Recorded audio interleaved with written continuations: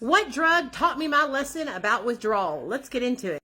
What's up, you guys? My name is Nicole Pludre. I'm a person in long-term recovery, and I love talking about drugs, recovery, and addiction, and all the things in between.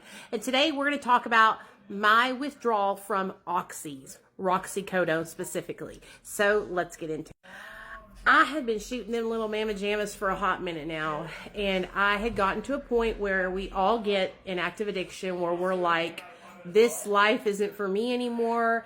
The reason why I came to that conclusion was because I was struggling to get the drug because I was paying $30 a pill for Roxy's. That came out of and so butthole. I would get, what? So I would get really, really sick, and I couldn't keep enough money to keep the flow of Roxy's. You know what I'm saying? So I put myself into a detox and residential program.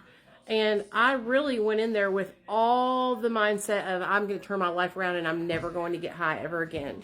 This place was called South Arkansas Substance Abuse. I was actually sent there by my probation officer. She had gotten tired of me too because I couldn't pass no damn drug tests. And this was like her last ditch effort, her giving me a chance to turn my life around as well. So I got there to South Arkansas Substance Abuse, and when I tell you guys, I was already in withdrawal when I got there, but it was terrible.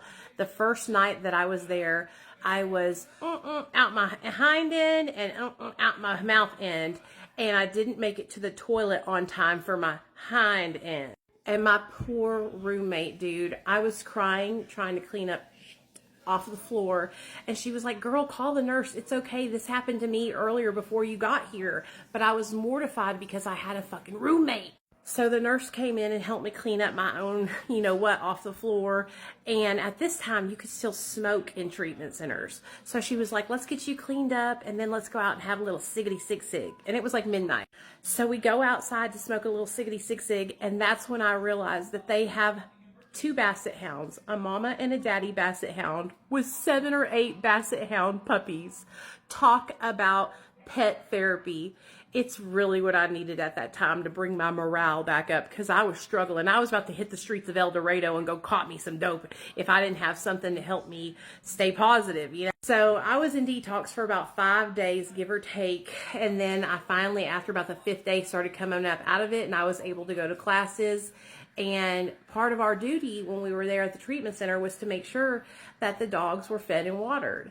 I'm telling you guys, if treatment centers could include like dogs or some kind of animal for people to help take care of, I feel like it would help so many people recover. But that is my oxy withdrawal story. I hope you guys enjoyed it.